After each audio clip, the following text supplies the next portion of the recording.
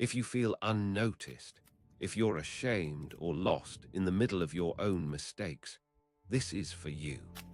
Can you remember a time when the only words you had left were cries from the bottom, when your heart felt trapped with regret, yet somehow you whispered a desperate prayer anyway? There is a prayer tucked deep within the ancient story of Jonah, words spoken not in a place of victory, but from the darkness of a fish's belly, and God preserved every word for us to find hope. 1. Even in the deepest darkness, prayer reaches God. Then Jonah prayed to the Lord his God from the belly of the fish, saying, I called out to the Lord out of my distress, and he answered me. Out of the belly of Sheol I cried, and you heard my voice.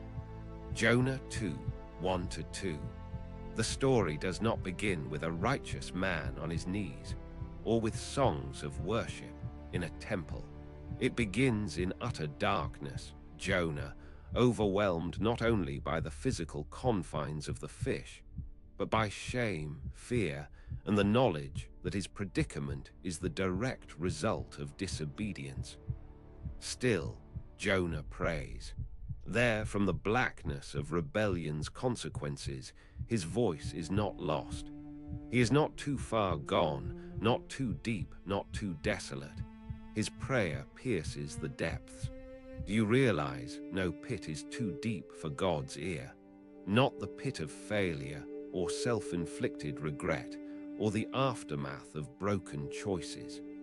Like Jonah, when you become aware there is nowhere left to run, you can still pray, and God hears you. Maybe your darkness has a different shape, a quiet depression, a shattered family, a hidden struggle or secret shame. Jonah's prayer answers the question, is prayer wasted in the darkness? No, not when it is honest, humble, and directed to the living God. True honest repentance begins with owning the truth. Jonah confesses the truth of his condition. For you cast me into the deep, into the heart of the seas, and the floods surrounded me.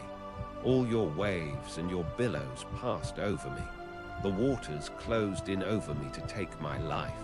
The deep surrounded me. Weeds were wrapped about my head at the roots of the mountains. Jonah 2, 3, 5-6. He does not minimize what has happened. He does not blame the storm or the sailors or the sea or even the fish.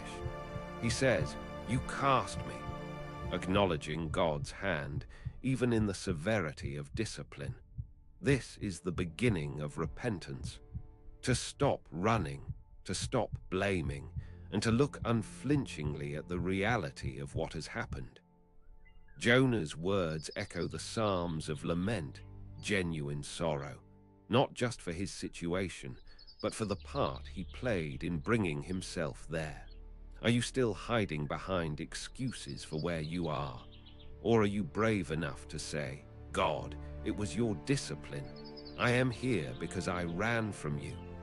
True repentance is not self-punishment, but clear-eyed honesty. God is drawn not to our performances, but to our truthfulness. The prayer that God hears is not always the prayer of triumph, but the prayer of brokenness that owns reality before him. 3. Grace finds us when we are powerless. Jonah admits he is at the roots of the mountains, a poetic image of being as low as possible at the foundations of the earth. He says, the bars of the earth closed upon me forever. Jonah 2, 6. He had no way out. The paradox here is that grace meets us where our strength ends. Jonah cannot negotiate, climb, or swim free. He cannot atone for his rebellion by self-effort. He cannot even promise he will never fail again. And in this kind of helplessness, grace appears. Jonah continues, yet you brought up my life from the pit, O Lord my God. Grace is not awarded to the strong, but offered to the forsaken and powerless. Jonah discovers what we all must. Salvation comes from outside ourselves. It is the gift of God to the undeserving. Have you reached the end of your own solutions and self-justifications? Are you willing to receive what is purely a gift, rescue you cannot earn, but only accept? Helplessness, in God's strange logic, is the very place where grace is most at home. 4. Repentance flows from remembering God's faithfulness. Listen to Jonah's words. When my life was fainting away, I remembered the Lord, and my prayer came to you into your holy temple. Jonah 2:7. At the bottom, Jonah remembers. He recalls the God who called him, who revealed himself, who was with his people in ages past. In Hebrew thought, to remember God is not merely mental recollection. It is to call to mind God's faithfulness and character, stirring hope and turning hearts back to him.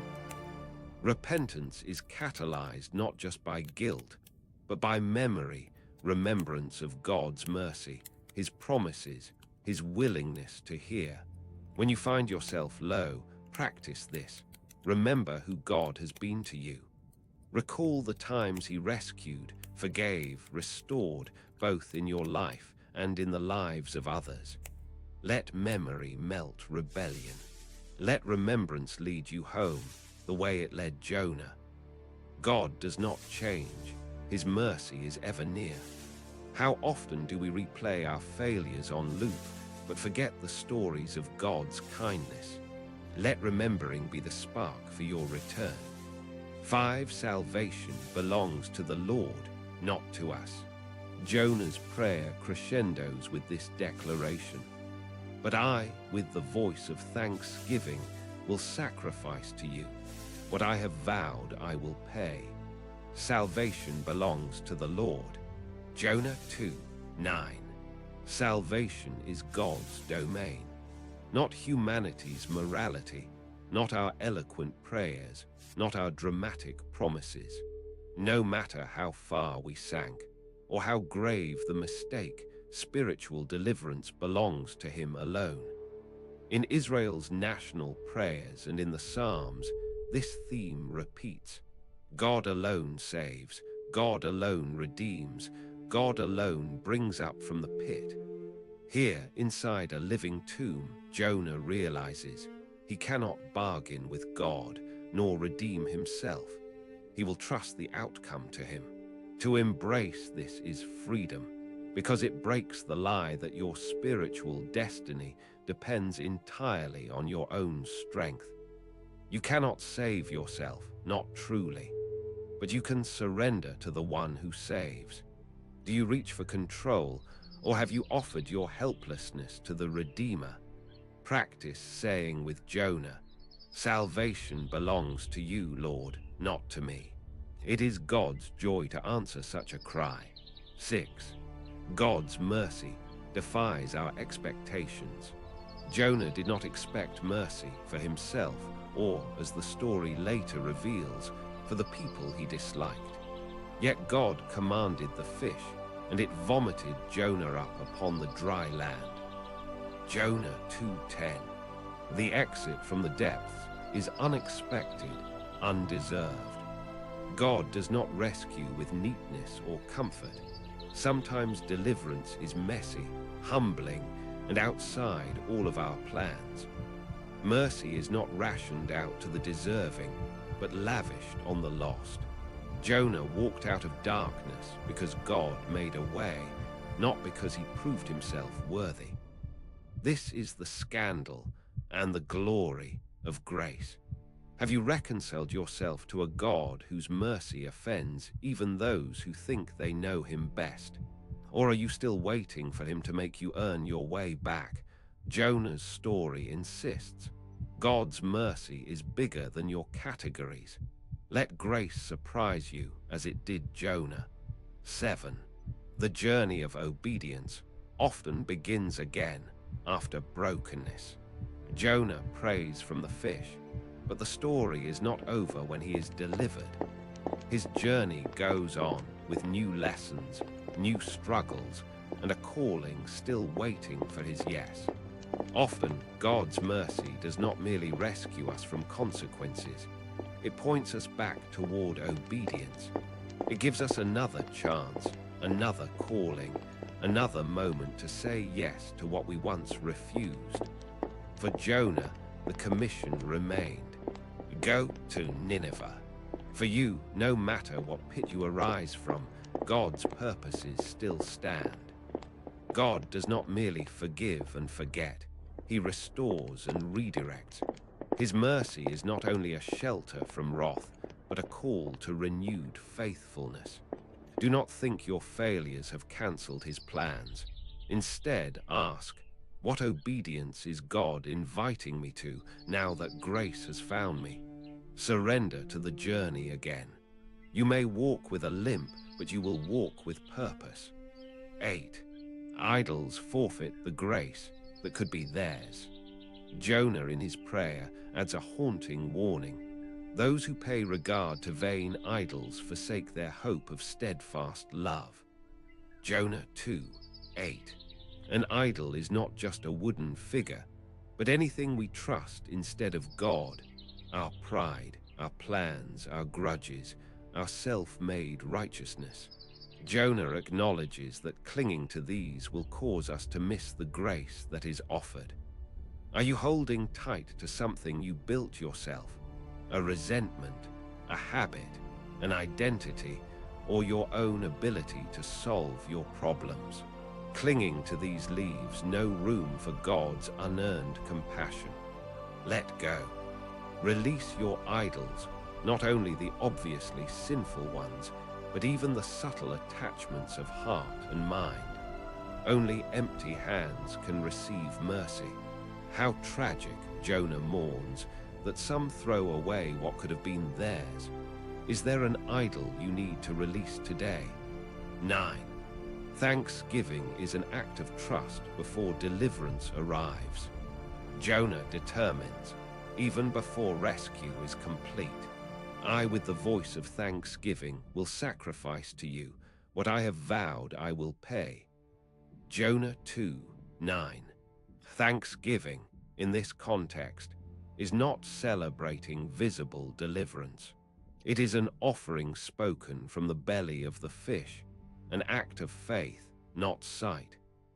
Biblical thanksgiving is rooted in confidence that God's character does not change, even when circumstances are dire. To thank God from the pit before you see escape is to honor him as God, not fate, not luck, but the faithful Redeemer. Have you practiced gratitude before the answer comes, before the way is clear, before you even feel deliverance? Thankfulness is not always spontaneous. Often it is chosen. To thank God in the belly of your fish, that is the faith that moves mountains. What promise, what word of gratitude can you utter in your darkness? 10. God answers desperate prayers and shapes us through them. The text is clear. The Lord spoke to the fish, and it vomited Jonah out upon the dry land. Jonah 2:10. The God who commands storms, seas, fishes, and kings is the same God who listens to a broken man's desperate prayer. He is not powerless over the forces that seem to entrap you. He does not leave your cries unanswered. But in the waiting, in the wrestling, in the confronting of yourself, you are being reshaped. For Jonah, the prayer from the depths was not only about escape. It was an encounter, one that changed his understanding of grace, repentance, mercy, and mission. When you pray from the lowest place, do not only seek rescue.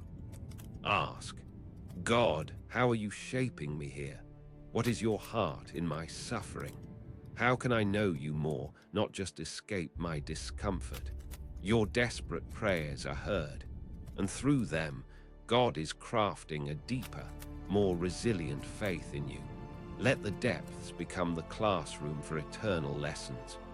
Let every word you utter even with trembling, become the means by which God draws near. Now pause and hear the paradox that sits at the very center of Jonah's breathtaking prayer. The moment you feel most abandoned, you may be nearest to deliverance. The moment your prayers sound most broken and raw, they are most precious to God.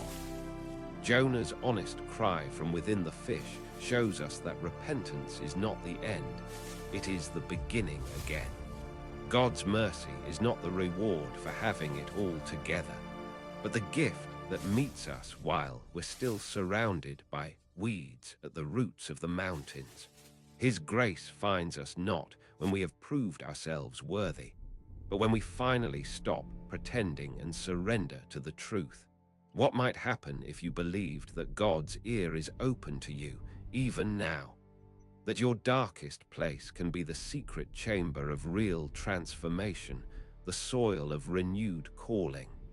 In the quiet, ask yourself, where in your life do you need to pray the way Jonah prayed, from the depths, with honesty, with surrender, with hope? Are you ready to let God's mercy shape you, reshape you, and call you forward again? As you linger with these truths, let one more invitation settle deep in your soul.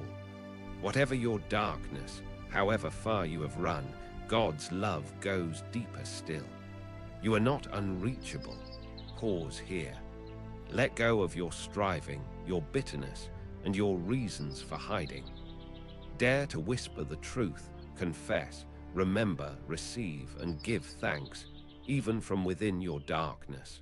Surrender the outcome to the one who commands the seas, and trust the Redeemer who delights to answer even the most desperate prayers. What have you learned from Jonah's prayer inside the fish? What pit do you need God to meet you in today? If you feel stirred, share your thoughts or prayers below. Someone else may need to see that they are not alone. And if quiet, biblically grounded truth helps you draw nearer to God, I invite you to subscribe so we can seek together, finding hope in unexpected places. May the God who heard Jonah in the depths lean close to you. May his mercy find you before you find your way out. May you have courage to speak from your darkness and find that God is still listening. Grace and peace to you wherever you are in your journey. God is nearer than you know.